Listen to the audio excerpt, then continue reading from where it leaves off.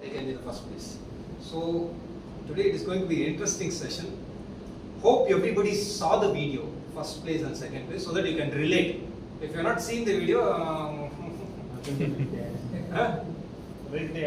you have not seen the video, well, enjoy பண்ணுவீங்க. The timer. You saw the video? Both panelists. Both panelists. Okay, right. So panel. Oh, you are a panelist, right?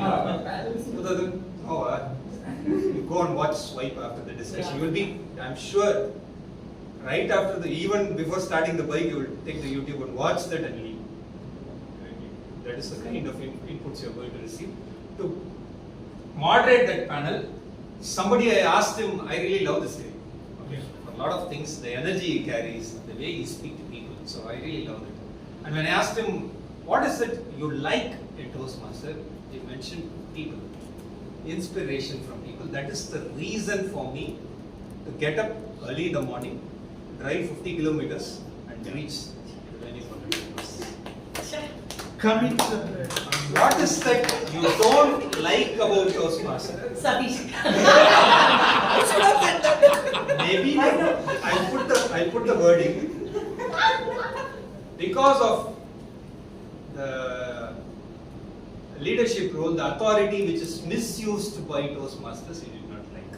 Maybe whatever I quoted before, the kind of maybe you would have gone through that in this leadership journey. Okay, maybe that would be the reason. So please put your hands together and welcome Toastmasters. Thank you so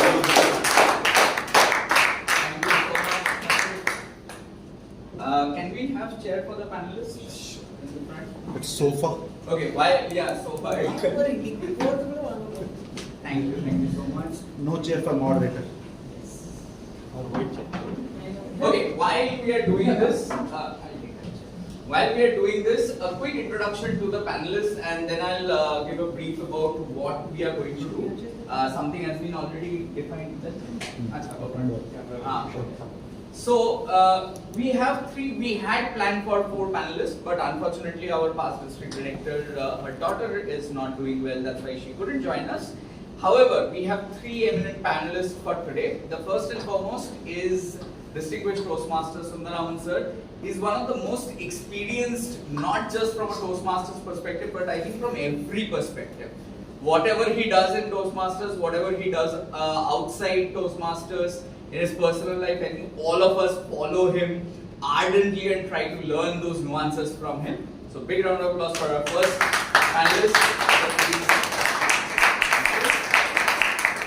Our second panelist, I can say it on record, is one of the most beloved chief judge of the district and the Toastmasters fraternity, at least in the southern Indian and Sri Lankan community. Everybody knows about this person, not just Meraki, not just Toastmaster. There are so many people who keeps on talking about this person who needs no introduction.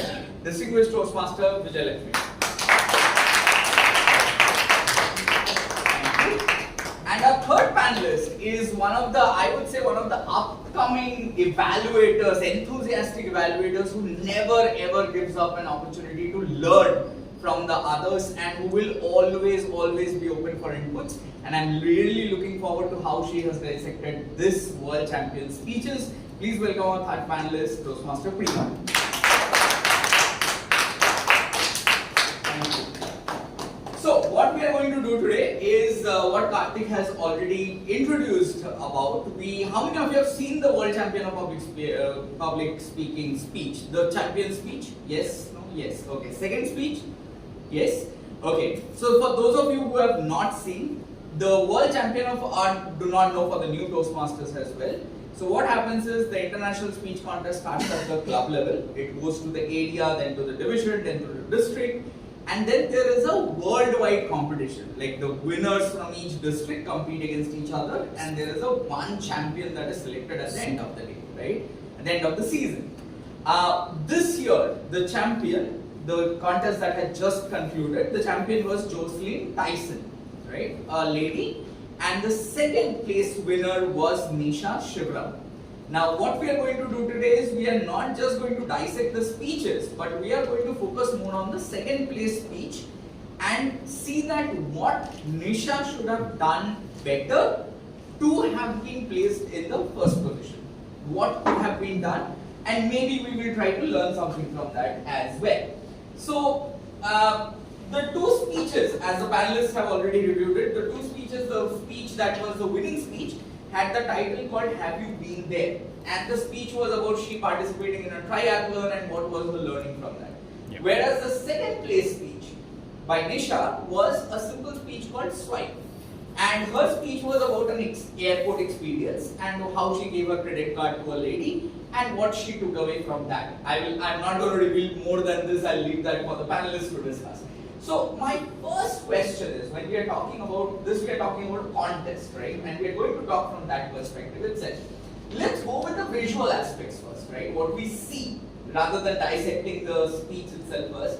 From the perspective of how the body language and how the stage presence was, what do you think Nisha lacked what Jocelyn had? We'll start with you, sir. So primarily, though the moderator has already mentioned that we are not supposed to compare, but unless we compare, it's difficult to come out with the insights. So before that, let me give a disclaimer. I have never been to even district stage, so we are trying to nitpick, right? So just Yes. for the sake of the panel discussions. So what I found was that the first winner was comparatively more animated, right? So she was so active on stage, and somehow she was grabbing every second of the audience attention, while the runner-up Nisha was not that animated, and Okay. she was a little bit slow in terms of her body language, and probably that would have made her do the first question. Perfect. Okay. I take that same thing to Viji. While it is true that we saw that Jocelyn was more animated and Nisha was not, some people say that that might be too much and this might be appropriate, or this is too less and that might be appropriate. What is your view on that? I second what Sundar sir said. Jocelyn had a lot of animation, a dramatic effect to the entire speech from the start till the end. Though Nisha's speech started very enthusiastic at the first, when she Right. started with "Are you excited?" I was excited and all. I thought she had that enthusiasm, but when the speech progressed, I think it kind of deteriorated towards the end. Okay. And by the end, it got too dragged out to the end that we saw that maybe she lost energy or we lost track of the speech. So I think being enthusiastic and staying enthusiastic are very, very important from start to end, where Nisha probably lost it somewhere in the middle.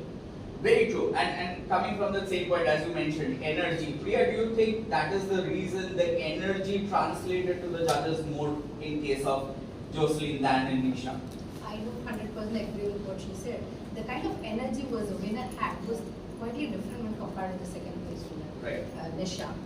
And there were certain places Nisha was doing perfectly aligned with the content using her body language, but it was not throughout the speech, only some parts of the speech. So Okay. that's what my point is on. So inconsistency, Yeah. because Nisha was inconsistent in doing that. I think that's what Jocelyn had an edge on. Perfect. Something which I have always wondered, and you can see a very clear distinction on how they pronounce their words, right? And we know we talk about an international stage, but do you think that that is something that influences judges' mindset? Because we are talking about, at the end of the day, it's happening in a Western country. Western country. Most of the time, the number of judges will be more from the Western side. Do you think that is one of the factors that might have influenced the judge's decision? To some extent, maybe, but Okay. but what I would say is that if the person who is delivering the content has that energy to grab their attention completely onto the story and to carry the entire people's attention towards the center of the message, Okay. they won't be able to pick that difference, that slight differences here and there. So Okay. that was the positive aspect which had with the winner, and that was lagging in. Again, because of that Energy energy, inconsistency. that was the Yes. revealing factor. I'm going to slightly turn to the other side. Okay. I personally felt Nisha had more clarity in terms of pronunciation Correct. than Jocelyn. Because Jocelyn's rate of speech itself was too high for me personally Yes. to catch up. I felt Nisha had the clarity in terms of pronunciation.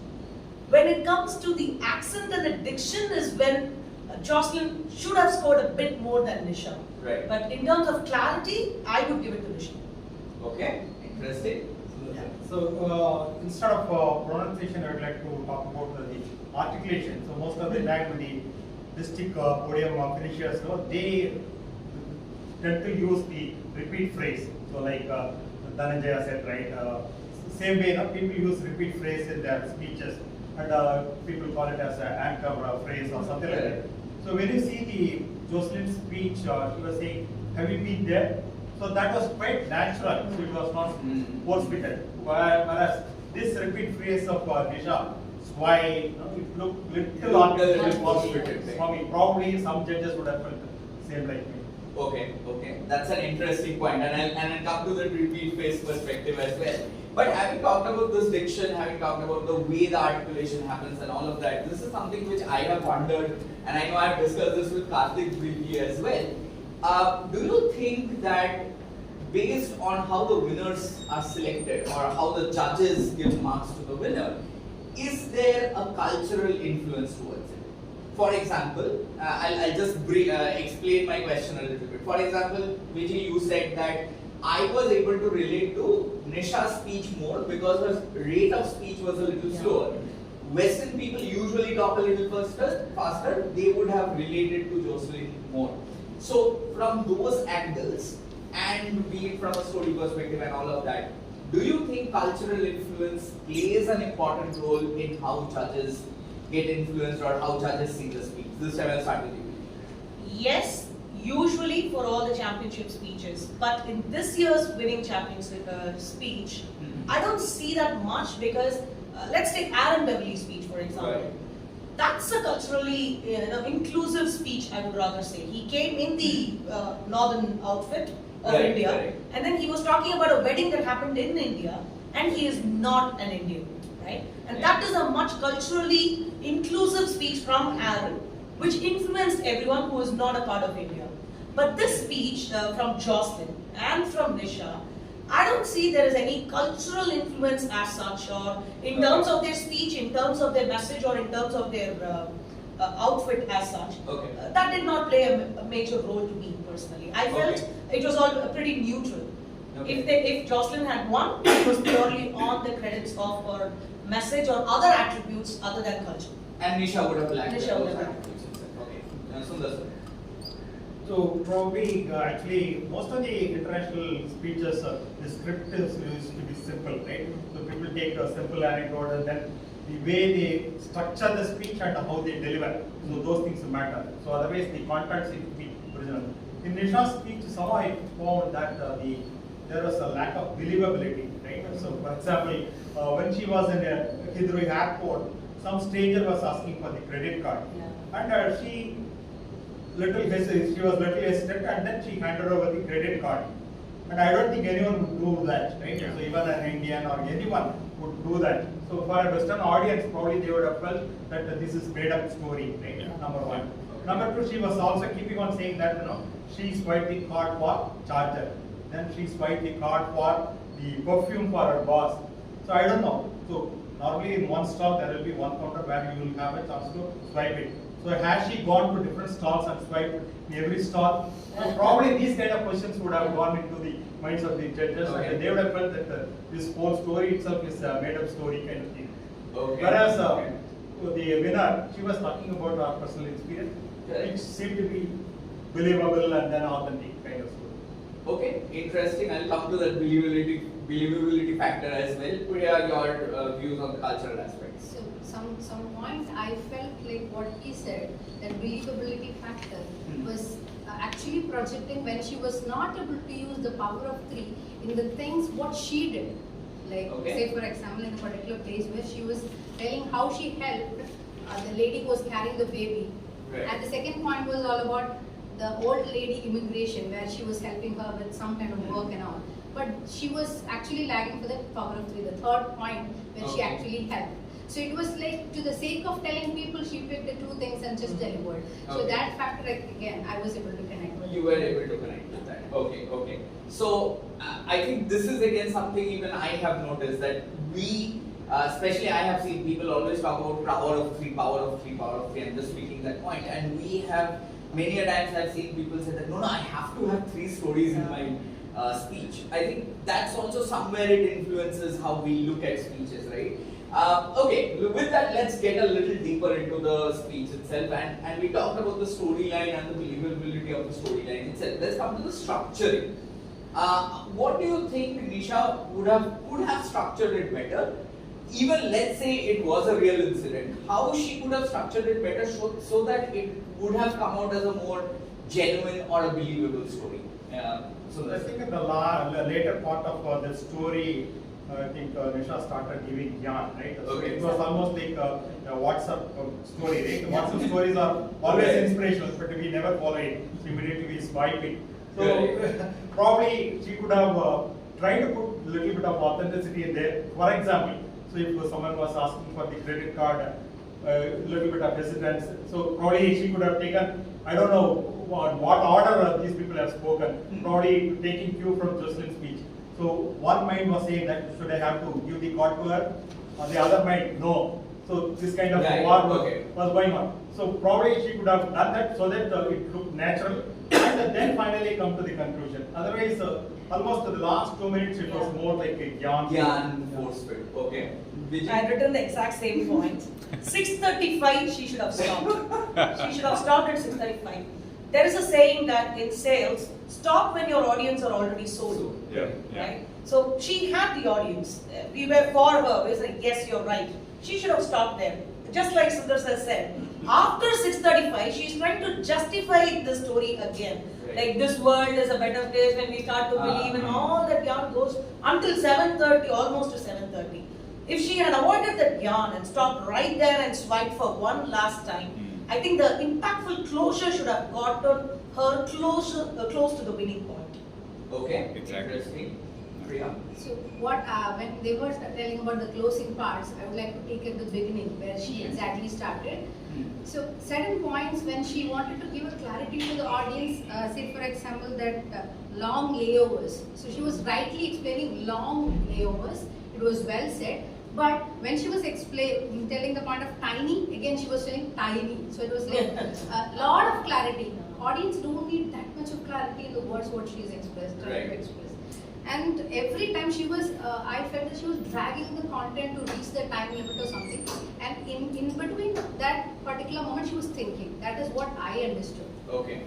So that's what I'm trying So to as a speaker, as a audience, when you listen to the speaker and they're trying to explain to one, sometimes that itself disconnects, right? Very true. And this is something very important, that your message has to be subtle. Where Jocelyn was much more subtle in giving that message and delivering that message. Coming to the narration aspect, how the story itself was narrated. What do you feel Nisha would have done better, or where did Jocelyn did better that connected with the audience more? Priya, will start with you.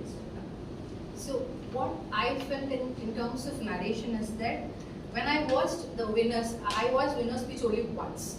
But the second place winner many times to know exactly what they are and comparatively what they are lacking. Right. So the first time when I listened to that winner's speech, the only time when I listened to the winner's speech, it just hit me and made me to think every moment she emphasized the title.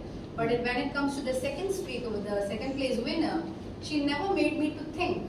She just said, I know you also had such kind of people in your life. She just made the plain statement and she never made me think. So it was like the first speaker just came and hit, made me to think, like they are asking us to do some action on the content what they were sharing with us. But then the second speaker was not creating that. She just came here and she just went. So that is what the thing what she created. Interesting. Vijay? Yeah, I felt pretty much the same what Priya said. In Jocelyn's speech, just the one time that have you been there will strike you over and over again. Have you been there? And the question she asks towards the end, have you been there, trying to do this, trying to do that? Are you thinking, is this right, is this wrong? We have been there in that crossroad many a times. So like Sundar sir said, the relatability factor is so much more than just a one-time watch will stick to your mind pretty good in Jocelyn's case. Whereas in Nisha's case, the justification comes in the last, and that is why she makes us to go through the video again to think about what are you even trying to say now, right? And Nisha just assumes that we will be in that place. We will be asked to swipe the card. someone will always constantly be in need and you will be the superhero kind of Correct. feeling. It need not be always, right? But I felt I would have always been on a crossroad like Jocelyn said, rather than being a superhero like Nisha said. Okay. So in terms of comparing myself to the content, relating myself to the speaker, to the incident, Jocelyn fared well. Okay. Sundar sir, you had already spoken about the repeating that message, that factor. So from that factor included, what was the next? Actually, what has gone well with the Nisha's speech was the power of metaphor. So that she has not metaphor once, she was using extended metaphor. That means taking one metaphor and trying to apply it through the speech. Correct. For example, swipe, that was a metaphor, and even she was saying that I felt ashamed that I was like a credit card with the zero credit or something like that. So that was good, but sometimes it has also got a flip side. Right? Sometimes the audience think more than what you have spoken, right? Sometimes it may not go well with the audience, especially when you are in a foreign land, right? So probably somewhere something went wrong, right? So the extended use of a metaphor was not gelling well. So that is what. Very true. In fact, that's something even I had felt that what was mentioned, that because every time, and if you look at the speech title itself, have you been there, is a great question to the audience, right? And that makes you think every time she repeats the title. Whereas swipe, no matter how many times she repeats, it's not a direct connect to me as an audience. And that's something which, Priya, as you mentioned, that it connects to the audience from the very beginning, whereas Nisha takes a lot of time. Coming to one more, and this is to the maybe towards the last part. How much time do we have left? 5 more minutes. 5 more minutes. Okay. So coming to that audience connect itself, I know we have talked about that how I connected to the message and how I connected to the storyline itself. So let's talk about what Nisha should have done to make that story more connecting or more engaging with the audience from the beginning, and that's something we talked about, right? So what specific changes should Nisha have done to be able to make that? Any thoughts? Anyone who would like to start? So Nisha asks these 3 questions to the audience, right? I remember this one. Oh, Nisha first, as a matter of gratitude, Nisha says this nurse who helped me tie the shoes, the teacher who paid my fee when my dad passed away, something like that. And the last one when she says that kind-hearted man who gave me a job. Like Right. Sundar sir said, I felt this was a bit exaggerated because Exactly. anyone gives the job for the competency and not just out of kindness, right? So it did not sit well for me to be in an acceptable limit at all. Okay. In Jocelyn's questions to the audience, Jocelyn says, have you been there? Are you thinking, should I go for the chemo or not? Should I do this? Should I contest or not? These are very personal, direct questions. And I know someone who's really been thinking about taking the chemo or not. Right? So these kind of a personal touch is what probably made Jocelyn a better speaker and a winner on that particular day, rather than a very generic speech to what Nisha had got to deliver. I felt Jocelyn's speech had a specific purpose and call to the audience rather than Nisha. So Nisha should avoid these generic statements and go for something very specific and that will touch the audience. This being a Toastmasters forum, we generally see contestants talking in terms of being in a contest, like Ramona did or anyone else did. So being in a contest, being a failure and then to succeed and all that, right? Something that will really have the audience appeal, something that I would have really been there. Rather than some nurse coming and tying my shoes or someone giving me a job out of kindness. Those are not even in my set of probabilities, right? So I think Nisha should get down to reality than to have a more larger than life kind of an aspect. Okay. Sundar sir. So earlier in one of the panel discussions, myself and PG were there, and I was all in for the content rather than delivery. But today I have changed my mind. So content, yes, it is important. Like the foundation, it's important, and anyone who has crossed the division level, all their content should be on par. And the differentiation should come from the delivery aspect. So here, when we try to compare the winner and runner, so I try to focus more on the rate of delivery and the pace. So in fact, I try to use Udly and try to get some data points. So if you see here, so this is Jocelyn Tyson's what is the rate of delivery? 153 words per minute. And see here the variation. This is the pace. So that makes us the story interesting, right? So, ma'am, you are wrong. So when she was shouting, she could go to the upper pitch and then come back. Right. So whereas, see here, Nisha's speech, 106. So even usually says that your pace was slow, right? Speaking faster than 120 words. So irrespective of the culture, I think speaking more than 120 words seems to be the norm. And if you see the pace, it was far below, right? And it was almost like monotone. Correct. Whereas here, if you see the variations, so I think that made the difference. So probably Wow. she should take this data point. Data point. And see, this is why I said always keep learning from him. This is the wonderful. Thank you so much. Priya, any addition? So this is from a person who is sitting at the with a ballot. Okay. Right. So because she has already shown us the power of three different phases where the one point where she was telling about that lady was her name is Feli. When Feli was following Nisha in 3 different places: lobby, layover, and launch. Even lobby, layover, and to the loo. Where she already means that is one place.